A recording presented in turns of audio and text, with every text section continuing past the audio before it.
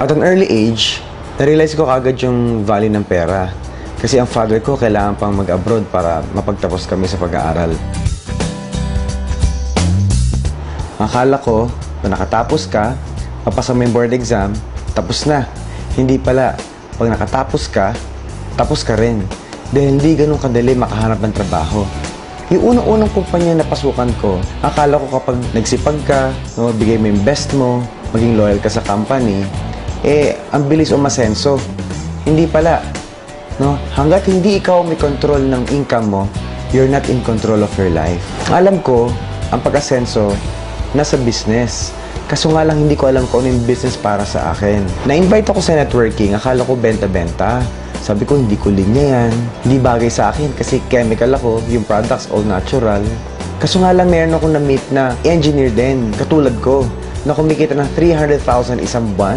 Na-challenge lang ako. Kung kaya niya, kaya ko rin. So, pinag-aralan ko, nag-train ako. Then, nag-start ako sa InGlobal, May 2009. Yung mga tao akala ko sasama sa akin, yan yung unang-unang minaniwala sa akin. Pinagtawanan ako, tinutya ako, at sabi wala daw mangyayari sa akin dito. Pero dahil meron akong nakita sa InGlobal, sabi ko, itutuloy ko talaga to. Yung first check ko dito is 4,500. Naging 12,000, hanggang sa naging 60,000. Kapag sinunod mo yung sistema ng InGlobal, lalaki at lalaki ang grupo mo. Huwag ka lang talaga hihinto. I'm averaging around 100,000 pesos per week. And dahil sa InGlobal, nakapunta rin ako sa ibang bansa. Ilang beses na akong pabalig-balig sa Hong Kong. Nag-Asian cruise na rin ako. Pumunta kami sa Singapore, Malaysia, Thailand. Because of InGlobal, 2 beses po ako nakapunta ng Amerika. Ang una naming stop, Springville, Utah. Punta kami ng Olympic Village, nag-skiing kami. Nag-snowboarding kami.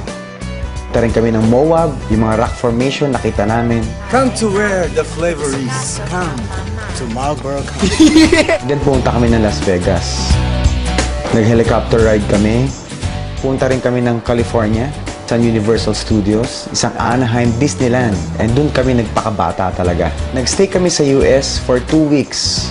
Lahat po libre. All expenses paid by the company. May pocket money pa kami.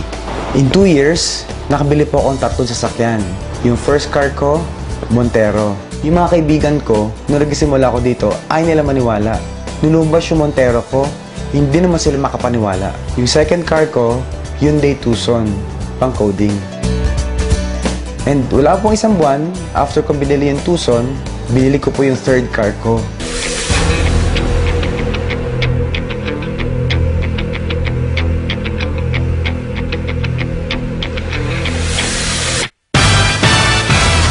Yung Nissan 350Z.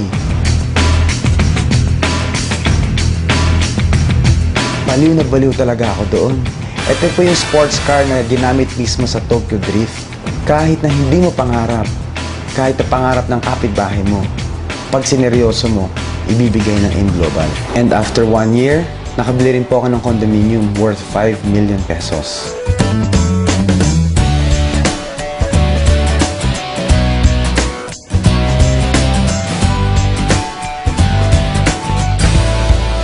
Ang fear ng iba, baka una-unahan at nahuli na sila.